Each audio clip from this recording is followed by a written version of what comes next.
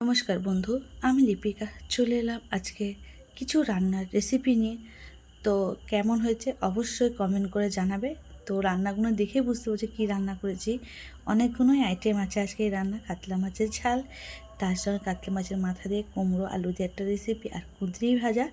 তোমরা এগুলো আমার গাছের কুঁদরি অনেক হয়েছে, দেখো কত মোটা মোটা। তোমরা ভাবছো প্রত্যেকে পাকা, কিন্তু না। আর এই গাছ থেকে কটা বেগুন তুলেছি, কাঠবিড়ালি বেগুনগুলোকে রাখতে দেয় না। আর এই যে কাঁঠালের তরকারি মানে রেসিপি। তো চলো আজকে তোদের সাথে শেয়ার করি কী কী দিছি।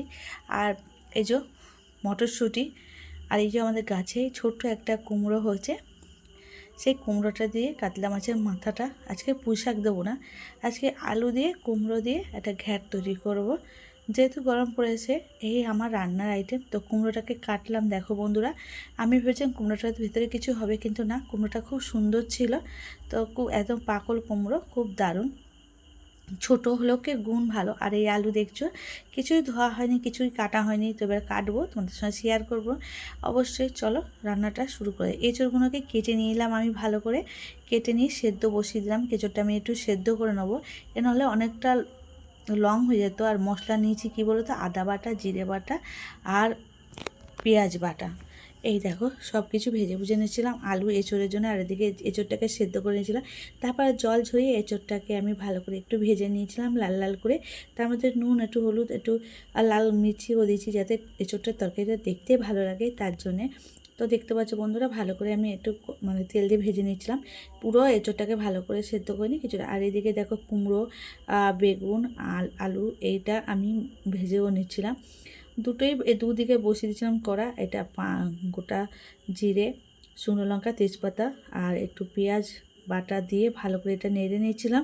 নেড়ে নিয়ে দেখো বন্ধুরা, তারপরে আমি ধনে গুঁড়ো, জিরে গুঁড়ো দিয়েছি, টমেটো দিয়েছি। তোমাদেরকে পুরো দেখাতে পারিনি, কারণ দুদিকে উনুন একদম গাঁগা করে জ্বলছিল আর রান্না করছিলাম। মুখে বলে দিলাম আন্দাজ। তারপরে দেখো তোমাদেরকে পরে দেখাচ্ছি, বলছিলাম না তো ভয়েস পরে দিই, এর জন্য অনেক সময় অনেক কিছু মিস্টেক হয়ে যায়, কিছু মনে করে। নুন হলুদ যেটা দেওয়া দিলাম, দিয়ে ভালো করে কষলাম। আর এদিকে খুন্তি আবার নাড়ছিলাম, কুমড়ো দিকে ভালো করে ভেজে নিয়েছে। এটাকে ভালো করে একটু তেল যতক্ষণ না বেরোয় মশলাটা কষলাম। তারপরে দেখো এদিকে পেঁয়াজ লঙ্কা দিলাম, এদিকে মটরশুঁটিটা আবার এতে দিলাম। এটা হচ্ছে তোমার এঁচড়ের জন্যে। আর এদিকে দেখো তারপরে মাছ ভাজা রেখেছিলাম, কালকে ভেজে রেখেছিলাম, তার মাথাটাকে আবার একটু ভেজে নেবো এর সঙ্গে। একদম পুরো গোটা জিরে কিছুই তেমন দিইনি, আর কিছু পাঁচ ফোড়ন দিয়েছিলাম, আর শুকনো লঙ্কা, তেজপাতা।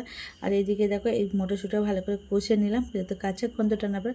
তারপরে এঁচড় আলুটাকে দিলাম, দিয়ে এর সঙ্গে ভালো করে মশলার সঙ্গে মাখিয়ে, এইগুলো তো অর্ধেক হয়েছিল। আর এরকম কষানোর পর তোমরা যতটা ভাত, আর এদিকে মাছের মাথাটা অনেক বড় ছিল, যার জন্য আস্তে আস্তে করে এটাকে পুরো গুঁড়ো করলাম। তারপর নুন দিলাম, হলুদ দিলাম, তারপর কাশ্মীরি লঙ্কা গুঁড়ো দিলাম, দিয়ে ভালো করে মাথাটাকে ভেজে নিলাম। আদা দিলাম, জিরে বাটা দিলাম। যেহেতু মাছের মাথা আছে, এর মধ্যে না দিলে ভালো লাগবে না, তাই জন্য দিলাম, তোমরা নাও দিতে পারো। তারপর কুমড়োটাকে যে ভেজে রেখেছিলাম সেটাকে দিলাম। বন্ধু আমরা পুঁই শাক দেখেছি, কিন্তু এরকম করেও দেখবে দারুণ হয়েছে, খেতেও দারুণ লাগবে। আর আমি স্পিডটা বাড়িয়েছি, কারণ নাহলে ভিডিওটা অনেকটা লং হয়ে যেত। আর এদিকে দেখো আমার এটা কষানোর পরে জল দিলাম, বেশি জল দেবো না, সামান্য জল দিলাম। আর এদিকে দেখো আমার ভাজাও হয়ে গেছিলো, এটাকে একটু জল দেবো। আর তোমরা চাইলে এমনি বসিয়েও কষাতে পারো, আস্তে আস্তে হয়ে যেত। আর এদিকে দেখো আমার এঁচড়ের তরকারিটা একদম মাখা মাখা বসা বসা হয়ে এসছে। আর এদিকে দেখো আমি কুঁদরিটাকে ভাজ দিয়ে একটা গোটা জিরে শুকনো লঙ্কা দিলাম, দিয়ে এঁচড়টাকে দিয়ে দিলাম।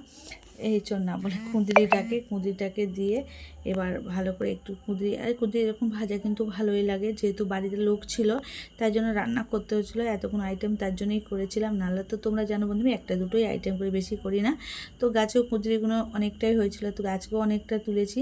এখন এই সময় কুঁদরি আমার অনেকটাই হয়, তো দেখো মোটামুটি।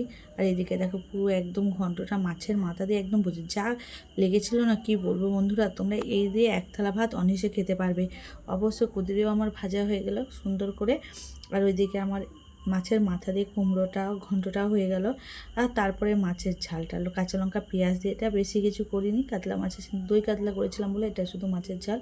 আর দেখো রসুন বাটা, জিরে বাটা, যেটা বেশি করে বেটে সব কিছুই। এবার জল দিলাম, ওই কড়াতেই বসিয়ে দিয়েছিলাম। তারপরে ভাত বসিয়েছিলাম, কারণ এতগুলো রান্না করব, টাইম তো লাগবে বলো।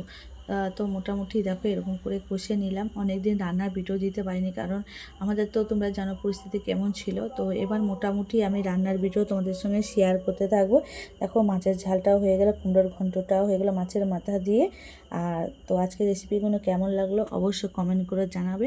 যদি ভালো লাগে অবশ্যই লাইক কমেন্ট করে পাশে থাকবে। এই তরকারি কি বলবো, যা রান্না হয়েছিল বলবো না বন্ধু, এমনি অবশ্যই করে দেখো। আর ভিডিওটা তোমাদের দেখার জন্য অসংখ্য ধন্যবাদ। সবাই ভালো দেখো, সুন্দর দেখো, দেখা হবে নেক্সট ভিডিও।